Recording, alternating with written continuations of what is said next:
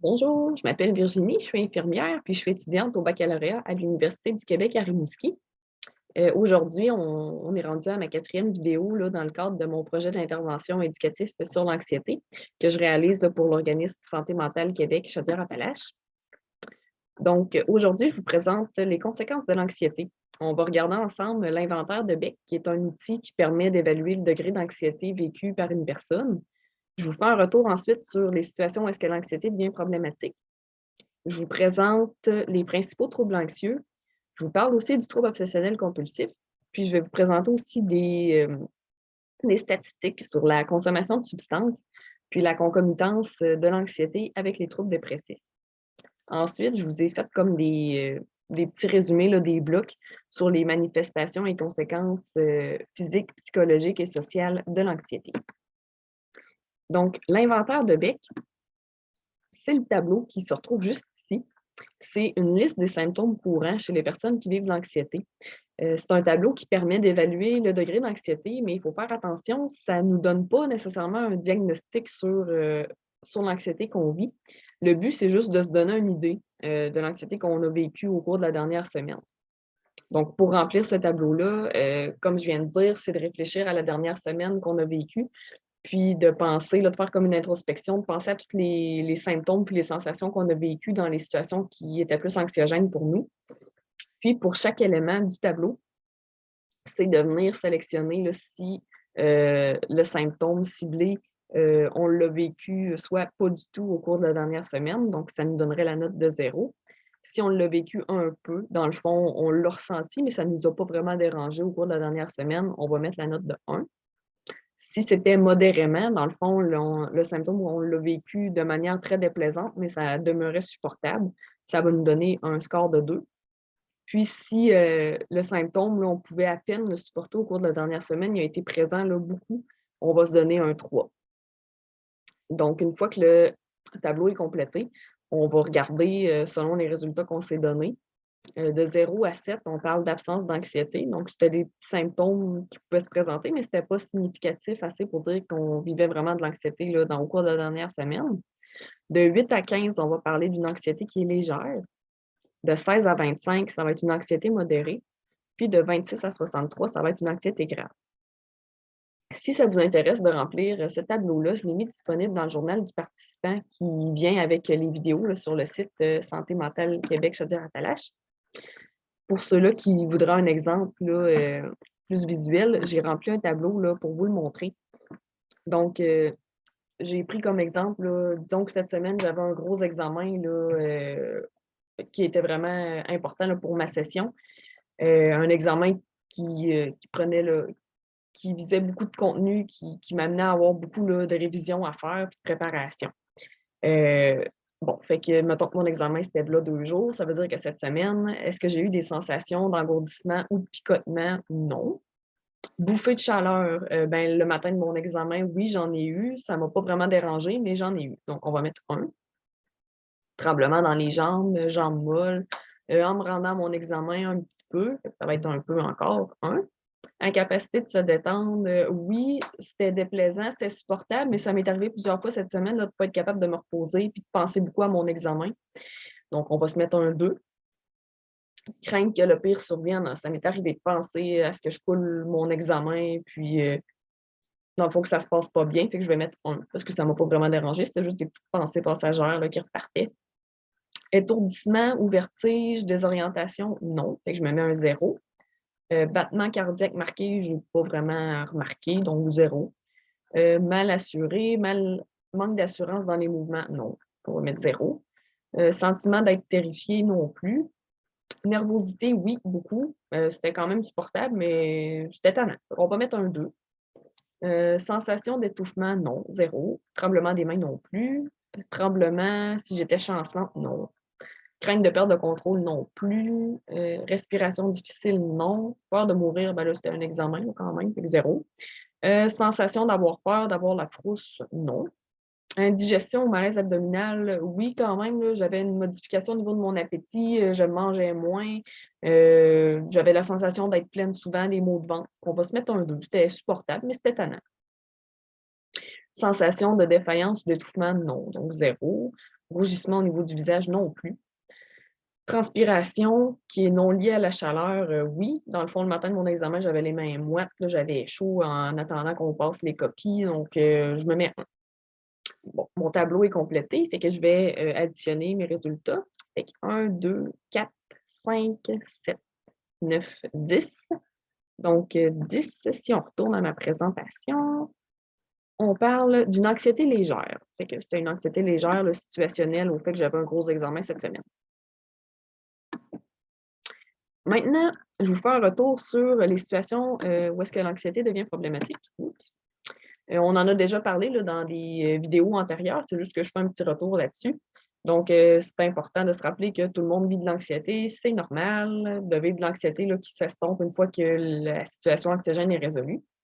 Là où est-ce que ça devient problématique, c'est quand l'anxiété qu'on vit ne disparaît pas une fois que la situation préoccupante est passée, que ça nous occasionne un niveau de détresse important, que l'anxiété va apparaître sans raison, on n'est pas capable de cibler d'éléments déclencheurs, ça apparaît juste comme ça, que l'anxiété va continuellement nous préoccuper, puis nous empêcher de fonctionner là, normalement dans notre vie de tous les jours. Si l'anxiété qu'on vit se présente dans ces situations-là, c'est important de consulter parce qu'il pourrait en découler là, des troubles anxieux. Puis l'anxiété qui est présente dans les troubles anxieux, ça n'a rien à voir avec l'anxiété là, qui est présente dans notre fonctionnement normal. C'est une anxiété qui va être vraiment excessive puis persistante. Par exemple, dans les troubles anxieux que je vous présente à l'instant, la majorité des troubles, on parle d'une anxiété qui est présente depuis au moins 6 mois. Donc, c'est vraiment persistant dans le temps. Parmi les troubles anxieux que je vous présente, je vous parle du trouble panique. La personne qui est atteinte d'un trouble panique va vivre des attaques de panique de manière récurrente puis inattendue. Puis, une fois la dernière attaque de panique passée, la personne va être là, pendant plus d'un mois craintive, là, de manière persistante, qu'une nouvelle attaque survienne, puis des conséquences qui vont découler de cette attaque-là. Ça va faire en sorte que la personne va modifier ses habitudes de vie puis ses comportements pour ne pas avoir à revivre là, d'attaques de panique. Donc, ça se peut qu'elle arrête de fréquenter certains lieux qui entraînaient des attaques de panique ou arrêter de faire des activités qui demandent beaucoup d'efforts comme du sport pour pas que d'attaques de panique surviennent dans ces moments-là. Donc, le fait d'arrêter de fréquenter certains lieux, ça peut faire en sorte que le trouble panique s'accompagne d'agoraphobie, qui est un autre trouble que je vais vous présenter là, bientôt. Puis la fréquence puis la sévérité des attaques de panique sont variables dans le trouble panique. Par exemple, une personne peut faire plusieurs mois là, à fonctionner avec des épisodes d'une attaque de panique par mois, puis ensuite se retrouver dans, dans une situation où est-ce que pendant peut-être une semaine, là, elle va vivre des crises, des attaques de panique, là, excusez-moi, à tous les jours, pour ensuite là, se retrouver avec encore une fréquence d'attaque de panique plus espacée. C'est la même chose au niveau de la sévérité des attaques de panique.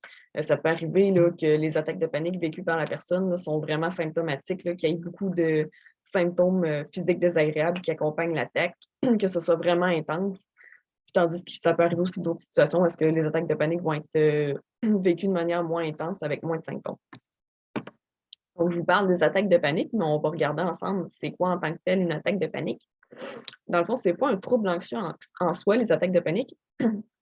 C'est un signe clinique qui peut se retrouver dans tous les troubles anxieux, mais qui fait partie là, intégrante du trouble panique.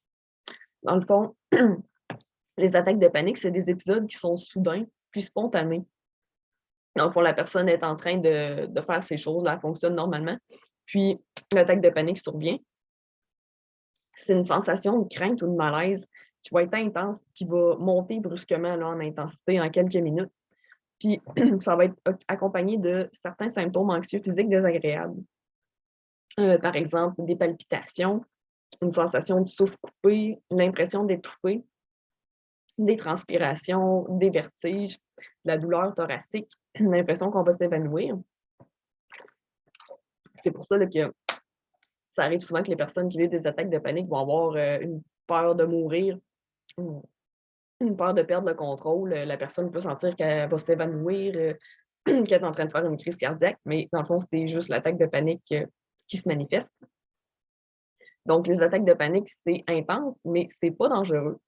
Donc, il est recommandé, là, quand on en vit une, de rester sur place, puis de prendre le temps de respirer, puis de laisser l'attaque passer. Parce que le fait de se retirer puis de se mettre à éviter les lieux où est-ce qu'on vit des attaques de panique, ça va juste renforcer les crises, puis ça ne réglera pas le problème. Puis en plus, ça va favoriser l'isolement là, de ces personnes-là. Ensuite, je vous présente l'agoraphobie, comme je vous ai parlé, là, qu'elle pouvait être entraînée là, dans les troubles paniques. Dans le fond, l'agoraphobie, c'est la peur ou l'anxiété intense de se retrouver dans certaines situations ou certains environnements par peur de faire des attaques de panique ou qu'un événement terrible survienne.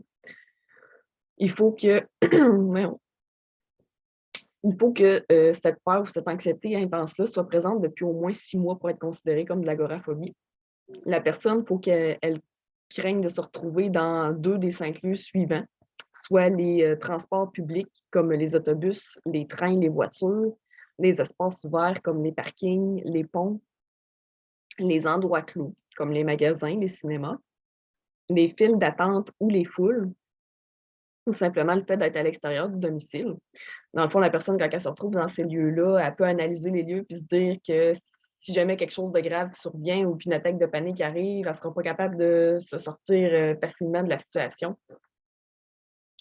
Puis, dans le fond, c'est une anxiété qui est disproportionnée par rapport au risque réel, ce qui fait en sorte que la personne va vivre de la détresse. Puis, son fonctionnement professionnel ou social ou fonctionnement général va être altéré. Par exemple, une personne peut décider de ne pas se rendre au travail parce que dans les derniers jours, en s'y rendant, elle a fait des attaques de panique dans sa voiture, puis elle a peur que ça survienne, donc elle s'absente du travail. Ça peut aussi arriver que les personnes qui vivent de l'agoraphobie soient, soient obligées d'être accompagnées de quelqu'un pour se retrouver dans les espaces qui leur amènent des attaques de panique, par exemple, pour aller au magasin, qu'elles soient accompagnées de quelqu'un. Donc, encore là, ça vient jouer là, sur le fonctionnement général de la personne. Ensuite, la phobie spécifique, c'est la peur ou l'anxiété intense à propos d'un objet ou d'une situation spécifique. Dans le fond, quand la personne se retrouve en contact avec l'objet ou la situation qui lui cause de l'anxiété ou de la peur, la réaction va être immédiate presque dans toutes les situations. La personne va donc éviter de se retrouver là, en présence de cet objet ou de cette situation-là. Puis la peur puis l'anxiété vont être encore une fois là, disproportionnées par rapport au danger réel. La phobie, on peut la classer selon différents types. Donc, il y a le type animal. La personne peut avoir peur, par exemple, des chiens, des souris, des araignées. Environnement naturel. La personne peut avoir peur des hauteurs, des orages, de l'eau. Situationnel, comme les avions, les ascenseurs, les endroits clos. La phobie type sang, injection, accident. Ça, c'est les actes médicaux là, invasifs, les gens qui ont peur là, des aiguilles, du sang, des prises de sang, des vaccins. Puis, il y a le type autre. Dans le fond, le type autre, ce que ça disait là, dans mes recherches, c'était des situations qui entraînaient des étouffements, des vomissements ou des maladies. On dit aussi que dans les phobies de type animal, environnement naturel, situationnel et autres, les réactions chez les personnes, ça va être plus du type attaque de panique. Tandis que dans la phobie du type sans injection accident, ça va être des réactions le plus type choc vagal. Dans le fond, la personne va se sentir faible, puis peut même s'évanouir dans ces situations-là. Donc, les phobies spécifiques, ça peut amener aussi de la détresse puis des altérations au niveau du fonctionnement là, général chez les personnes, du fait qu'elles vont éviter là, certaines situations ou certains objets. Ensuite, le trouble d'anxiété sociale ou phobie sociale. Ça, c'est la peur ou l'anxiété intense de situations sociales où est-ce qu'on risque d'être exposé là, à l'observation des autres. Puis, il faut que cette peur ou que cette anxiété-là soit présente depuis au moins 6 mois. Dans le fond, la personne va craindre de se retrouver dans des situations sociales comme les interactions sociales, avoir des conversations, rencontrer de nouvelles personnes, des situations où est-ce qu'elle pourrait être observée, soit en train de s'entraîner, en train de boire, en train de manger. Dans des situations de performance comme des discours ou des présentations orales où est-ce qu'elle a besoin de performer devant un auditoire. La personne peut penser là, qu'elle va être jugée par les autres, qu'elle va avoir l'air niaiseuse dans ces situations-là. Puis l'anxiété qu'elle va vivre va être encore une fois disproportionnée par rapport à la menace réelle là, de la situation. Ces personnes-là vont avoir tendance à éviter les situations sociales ou à les subir avec des symptômes là, d'anxiété intense. Donc, encore une fois, ça va amener de la détresse chez ces personnes-là, puis une altération au niveau de leur fonctionnement général, là, que ce soit au travail ou au niveau, justement au niveau social aussi. Ensuite, le trouble d'anxiété généralisée qu'on appelle aussi le TAG. Ça, c'est une anxiété importante, puis des inquiétudes excessives qui vont se manifester presque à tous les jours, en lien avec divers événements ou activités, que ce soit au travail, à l'école, dans la vie en général. Il faut que cette anxiété importante-là soit présente depuis au moins 6 mois. C'est des préoccupations qui vont être difficilement contrôlables là, chez la personne. La personne ne sera pas capable là, de bien se gérer là, dans les situations où est-ce qu'elle va vivre de l'anxiété. Puis l'anxiété qu'elle va vivre va être accompagnée d'au moins 3 symptômes physiques parmi ceux-là. Donc, que ce soit de l'agitation, l'impression d'être survolté ou à bout, une grande fatigabilité, de la difficulté de concentration, des trous de mémoire, une irritabilité, une tension musculaire ou des perturbations au niveau du sommeil, soit qu'elle va avoir de la difficulté à s'endormir ou qu'elle va avoir un sommeil interrompu ou que son sommeil va être agité. Ces personnes-là, ça va être des gens, par exemple, qui n'auront pas tendance à s'informer de l'actualité pour ne pas se créer de nouvelles inquiétudes. Ça va être des personnes qui vont avoir de la difficulté là, à vivre dans l'incertitude.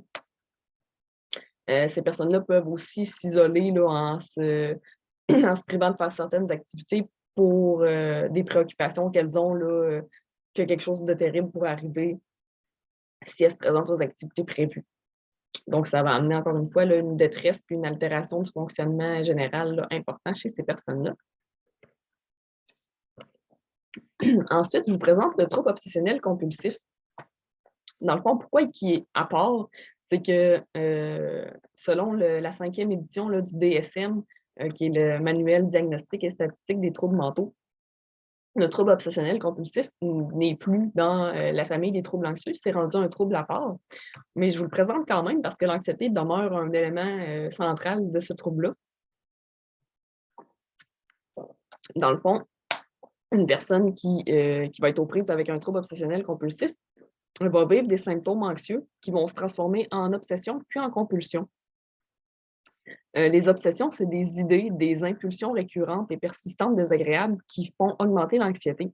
C'est des idées qui sont involontaires et qui sont aggravées par le stress. La personne peut essayer de supprimer ces idées-là, de les ignorer ou de les remplacer par d'autres idées. Mais ces obsessions-là, souvent, vont entraîner les compulsions, qui sont des comportements physiques ou des actes mentaux répétitifs, des rituels que la personne se sent obligée d'accomplir à cause justement de l'obsession qu'elle a. Pour vous donner des exemples, là, pour faciliter la compréhension, dans le fond, si la personne elle a comme obsession là, la peur de se contaminer, là, d'attraper des virus, la compulsion qui peut en découler, c'est un lavage des mains excessif. Si la personne a peur d'oublier quelque chose, elle va faire plusieurs vérifications. Par exemple, vérifier la porte plusieurs fois là, si elle est bien barrée avant de quitter la maison, s'assurer que le four est bien fermé là, à plusieurs reprises. Aussi, si la personne a besoin d'ordre ou de symétrie là, en général là, dans sa vie, mais la compulsion qui peut en découler, c'est un rangement ou un classement là, dans un ordre précis des choses. Là, si elle arrive dans une pièce et que les objets ne sont pas placés comme elle le voudrait, ben, elle se sent obligée de tout replacer, même si c'est pas vraiment en grand désordre, là, juste faire en sorte que tout est bien rangé là, selon ce qu'elle a besoin. Puis dans le fond, le trouble obsessionnel compulsif, les personnes qui le vivent peuvent avoir une prise de conscience variable. Là. Certaines personnes vont être capables de reconnaître que leurs comportements sont excessifs, tandis que d'autres ne seront pas capables de se rationaliser là-dedans. Là. Ils vont être convaincus qu'un malheur va se produire si elles ne réalisent pas certains comportements. Donc, ce trouble-là, ça amène une détresse importante chez les personnes parce que toutes ces obsessions et ces compulsions-là, ça prend vraiment beaucoup de temps dans leur quotidien, dans leur routine. Puis ça va altérer aussi leur fonctionnement au niveau professionnel, social, dans leur vie en général. Maintenant, je vous fais juste vous parler un petit peu des problèmes de consommation excessive ou de dépendance. Dans ma prochaine vidéo sur les habitudes de vie, je vais en parler là, plus en profondeur là, des problèmes de consommation. Dans le fond, là, je fais juste comme glisser un mot, là, parler un petit peu des statistiques. Donc, il y a certaines personnes là, qui peuvent tenter de contrôler leur anxiété en consommant de l'alcool ou des drogues, puis ça peut amener des problèmes de consommation ou de dépendance. Donc, moi, je vous ai sorti dans le fond des statistiques en lien avec la pandémie parce qu'on sait, depuis la pandémie, là, ça a eu beaucoup de chamboulements là, dans la vie des gens. Ça a fait en sorte que les gens étaient plus anxieux. Donc, ma première statistique vient de l'Institut de recherche en santé du Canada. Il y a une étude qui a été faite sur la consommation d'alcool et la COVID-19 en septembre 2020. Puis ce qui est ressorti de cette étude-là, c'est que 23,3 des répondants consommaient plus d'alcool que depuis le début de la pandémie. Ensuite, il y a un sondage qui a été fait là, par la Commission de la santé mentale du Canada, puis le Centre canadien sur les dépendances et l'usage de substances chez les jeunes de 16 à 24 ans en juin-juillet 2021. Puis il en est ressorti que 37 des répondants disaient faire un usage accru d'alcool depuis le début de la pandémie. Puis 29 de ces personnes-là en faisaient un usage problématique, dans le sens où est-ce que leur consommation d'alcool et de substances amenait des risques là, au niveau de la santé et de la sécurité de ces personnes-là, puis entraînait aussi d'autres conséquences là, liées à la consommation d'alcool. Maintenant, je vous glisse aussi un mot sur la concomitance des troubles anxieux avec les symptômes dépressifs, parce que dans le fond, les personnes qui vivent avec une problématique d'anxiété, ils sont capables de voir que les comportements qu'elles ont sont illogiques et peuvent affecter leur vie. Ces personnes-là peuvent se sentir inadéquates dans certaines situations. Puis il y a aussi certains symptômes anxieux que s'ils ne sont pas traités, ça peut amener à des dépressions. Donc, c'est important, là, si jamais on vit beaucoup d'anxiété, de faire un suivi là-dedans, puis d'essayer de reconnaître là, si on se sent plus dépressif ou si on a de la détresse là, plus à ce niveau-là aussi, c'est important de consulter. Il y a une étude qui a été réalisée là, en 2005 auprès de jeunes Canadiens de 15 à 24 ans qui disait que 37 des jeunes de cette étude-là qui, dans le fond, avaient des troubles dépressifs, avaient aussi un trouble anxieux. Puis 31 des jeunes qui avaient des troubles anxieux avaient aussi un trouble dépressif, dans le fond, dans les résultats de cette étude-là. Puis si on revient sur le trouble obsessionnel compulsif que je vous ai parlé là, un petit peu plus tôt, on dit qu'environ 50 des personnes qui sont atteintes de ce trouble-là ont des idées suicidaires, puis que 25 d'entre elles viendront qu'à en faire une tentative de suicide, là, tellement que la détresse vécue dans ce trouble-là est importante. Maintenant, on est rendu au petit bloc que je vous parlais, là, que je fais comme un résumé des manifestations et conséquences là, au niveau physique, psychologique et social de l'anxiété. Donc, pour ce qui est des manifestations et des conséquences au niveau physique, une personne qui est anxieuse peut présenter des palpitations cardiaques, avoir une augmentation de sa pression artérielle puis de sa fréquence cardiaque, respirer rapidement puis de façon superficielle, avoir une sensation de pression dans la poitrine, de la difficulté respiratoire, avoir l'impression qu'elle suffoque, l'impression qu'elle a une boule dans la gorge. On peut aussi avoir des modifications au niveau de l'appétit, des malaises abdominales, une sensation d'être plein, des nausées, des brûlures d'estomac, de la diarrhée. La personne peut aussi avoir une exagération au niveau de ses réflexes, dans le fond, de ses réactions là, aux stimuli. La personne peut faire de l'insomnie, avoir des tremblements, être agitée, avoir des bouffées de chaleur, de la transpiration, des tensions musculaires. L'anxiété peut aussi amener une réduction de la libido, des mictions fréquentes, donc on va uriner là, plus fréquemment ou impérieuse. Dans le fond, on se ramasse avec l'impression d'avoir la vessie pleine puis d'avoir vraiment besoin d'aller aux toilettes là, tout de suite, d'aller uriner rapidement quand on est anxieux. Maintenant, pour ce qui est des manifestations et des conséquences psychologiques de l'anxiété, la personne peut avoir des problèmes au niveau de son attention, donc son attention peut être diminuée. Elle peut avoir une incapacité à se concentrer, avoir des pertes de mémoire, un jugement qui est faussé, là, comme je vous parlais là, plus tôt dans les troubles anxieux, là, le fait d'avoir l'impression que les situations sont plus dangereuses qu'elles le sont vraiment. Un blocage au niveau de la pensée. Donc, la personne peut être en train de dire une phrase ou de penser à quelque chose, puis il va y avoir une interruption brusque là, avant la fin de son idée ou de sa phrase. Des peurs de se blesser ou une peur de mourir. La personne peut aussi avoir une élocution rapide, donc parler rapidement, être agitée, arpenter la pièce, hyperventiler aussi. La personne qui est anxieuse peut aussi être irritable, impatiente, être nerveuse, avoir des peurs, des inquiétudes, La personne peut aussi avoir un sentiment de détresse, des attaques de panique. Ça peut avoir un impact sur son estime d'elle-même. La personne peut se retrouver avec des symptômes dépressifs, puis même dans des cas plus graves, là, des idées suicidaires ou l'abus de certaines substances.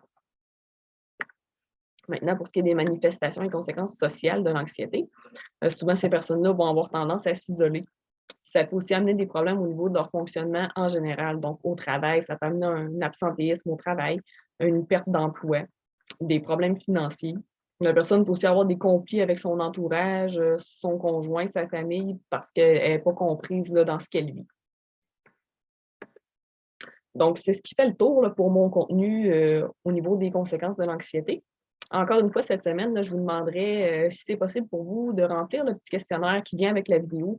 C'est un questionnaire, dans le fond, qui me permet juste de voir si mes vidéos sont pertinentes pour vous, si ça vous est utile, puis si les objectifs que je me suis fixés là, dans le but de mon projet d'intervention ont été atteints.